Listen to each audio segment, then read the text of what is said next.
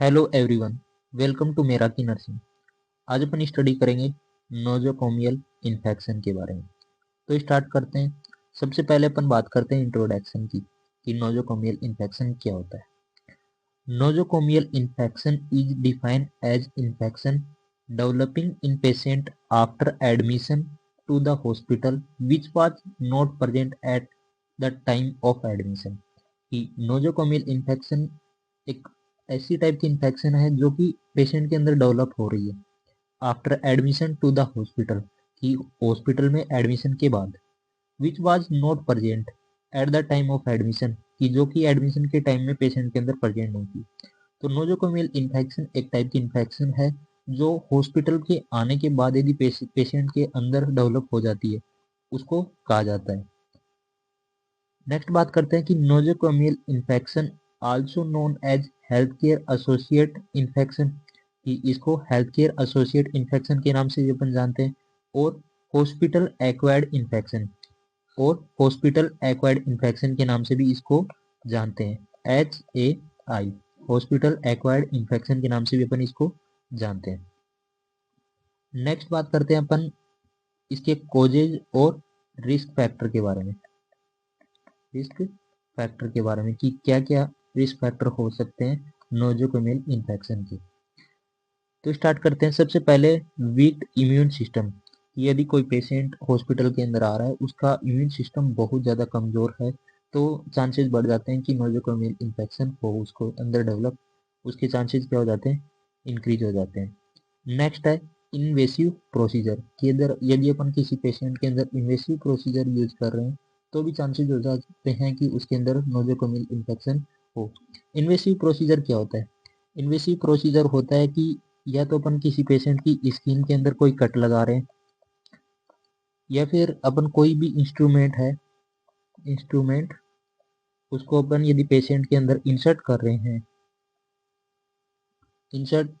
Shirt कर रहे हैं, तो ऐसी प्रोसीजर को अपन क्या बोलेंगे? Invasive procedure. इनवेसिव प्रोसीजर, यदि अपन स्किन के अंदर कट लगा रहे हैं या फिर इंस्ट्रूमेंट ऐड कर रहे हैं। एग्जाम्पल के लिए कोई भी सर्जरी हो गई, या फिर आईवी कैनुला हो गया, ये क्या है? इन्वेसिव प्रोसीजर के एग्जाम्पल हैं, क्योंकि इनके अंदर या तो स्किन कट हो रही है, फिर अपन कोई इंस्ट्रूमेंट इंसर्ट कर रहे हैं, तो ये क्या हो गई? Invasive procedure. तो वहाँ पर जो इन्वेसिव प्रोसीजर के अंदर जो साइट होती है, वहाँ पर इन्फेक्शन होने के चांसेस हो जाते हैं, जो कि एक टाइप से हॉस्पिटल के आने के बाद हो रही है डेवलप, तो उसको अपन क्या बोलेंगे? Nosocomial infection.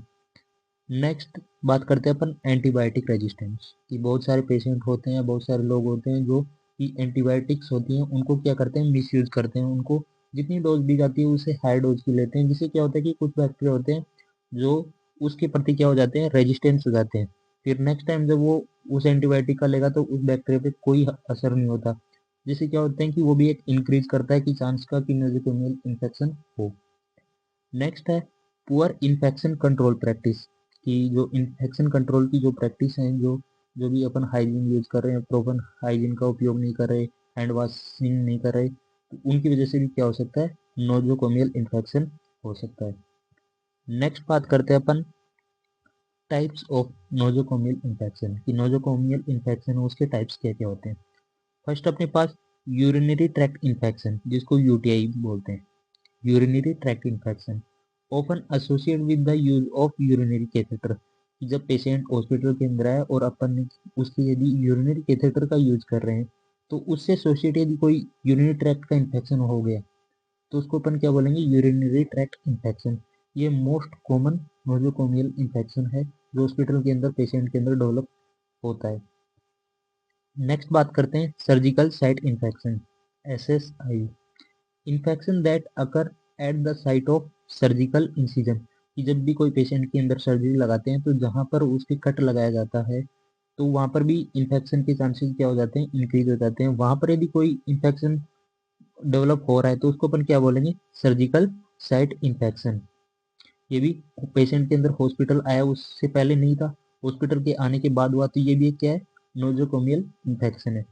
नेक्स्ट बात करते हैं अपन pneumonia, can be acquired through contaminated medical equipment or through aspiration of fluid और सीक्रेशन, कि जब पेशेंट हॉस्पिटल में है तो उसमें मेडिकल जो एग्रीमेंट्स होते हैं यदि वो कंटामिनेटेड यूज कर ली, उसकी वजह से भी न्यूमोनिया हो सकता है, या फिर जो फ्लूइड और एक्सक्रीशन होता है उसके भी एस्पायरेशन कर लिया, उसकी वजह से भी क्या हो सकता है, न्यूमोनिया हो सकता है। ये भी क्या है, हॉस्पिटल एक्वायर्ड इन्फेक्शन है। नेक्स्ट बात करते हैं ब्लड स्ट्रीम इन्फेक्शन, बैक्टीरियमिया और septicemia can occur due to contaminated intravenous line और सेंट्रल लाइन, कि यदि किसी पेशेंट के अंदर अपन जो आईवी कैनुला लगाते हैं यदि वो कंटामिनेटेड यूज कर लेते हैं तो उसकी वजह से क्या होता है, ब्लड स्ट्रीम इन्फेक्शन हो सकता है। नेक्स्ट बात करते हैं अदर इन्फेक्शन जो कि हॉस्पिटल के अंदर डेवलप होती है, जैसे कि स्किन इन्फेक्शन हो गई, गैस्ट्रोइंटेस्टाइनल इन्फेक्शन हो गई और फंगल इन्फेक्शन हो गई। ये भी क्या है,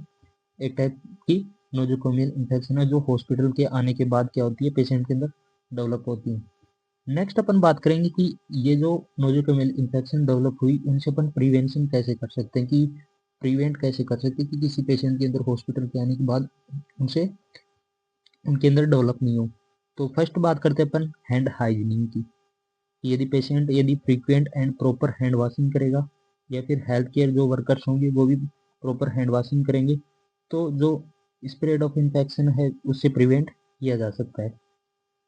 नेक्स्ट बात करेंगे अपन infection control practices, adhering to strict infection control protocol, कि जो भी इन्फेक्शन कंट्रोल की जो प्रोटोकॉल है इनको अपन स्ट्रिक्टली फॉलो करें तो भी अपन प्रिवेंट कर सकते हैं इन्फेक्शन से, including the use of personal protective equipments, कि जो पीपी का है उसका भी यूज करना चाहिए, proper cleaning disinfection of equipments को अच्छे से डिसइंफेक्शन करना चाहिए, and isolation of infected patient, कि जो इन्फेक्टेड पेशेंट है उनको अपन आइसोलेशन अलग वार्ड के अंदर रखना चाहिए। इसके द्वारा अपन क्या कर सकते हैं कि जो भी हॉस्पिटल एक्वायर्ड इन्फेक्शन है उससे अपन जो अदर पेशेंट है उनको अपन प्रिवेंट कर सकते हैं। नेक्स्ट देखते हैं अपन और क्या क्या हो सकते हैं, antibiotic stewardship, using antibiotic judiciously and only when necessary to prevent the development of antibiotic resistance, कि एंटीबायोटिक स्टेवर्डशिप का मतलब हो गया कि एंटीबायोटिक्स का अपन को केयरफुल और एक रिस्पॉन्सिबल मैनर के अंदर क्या करना चाहिए, यूज करना चाहिए, और जब उनकी नेसेसरी मतलब जब उनकी आवश्यकता हो तभी उनका यूज करना चाहिए, ताकि जो एंटीबायोटिक रेजिस्टेंस है वो डेवलप नहीं हो और आगे नोजोकोमियल इन्फेक्शन के चांसेस नहीं हो। नेक्स्ट है vaccination, keeping health care worker and patient up to date, vaccination can help prevent certain infection, कुछ टाइप की इन्फेक्शन होती हैं जिनसे अपन वैक्सीन के द्वारा भी अपन प्रिवेंट कर सकते हैं, इसलिए हेल्थ केयर वर्कर्स होते हैं या फिर जो भी पेशेंट हॉस्पिटल के अंदर आ रहे हैं उनको वैक्सीन को लगी हुई होनी चाहिए ताकि जो इन्फेक्शन है उसके चांसेस क्या हो जाए, डिक्रीज हो जाए। Next patient education, educating patient about the importance of hand hygiene and other infection prevention measures, कि जो पेशेंट हॉस्पिटल के अंदर आ रहे हैं उनको अपन हैंड हाइजीनिंग और अदर इन्फेक्शन प्रिवेंशन जो मेजर है उनके बारे में एजुकेट करना चाहिए, उनके बारे में बताना चाहिए कि कोई भी हॉस्पिटल के अंदर जो इंस्ट्रूमेंट होते हैं उनको हाथ में नहीं लगाएं, बार बार हाथ धोते रहिए। ये क्या हो सकते हैं, तो अपन उसको नोजोकोमियल इन्फेक्शन से प्रिवेंट कर सकते हैं। ये हो गई इसकी प्रिवेंशन टेक्निक्स। आज के लिए इतना ही काफ़ी। Thank you.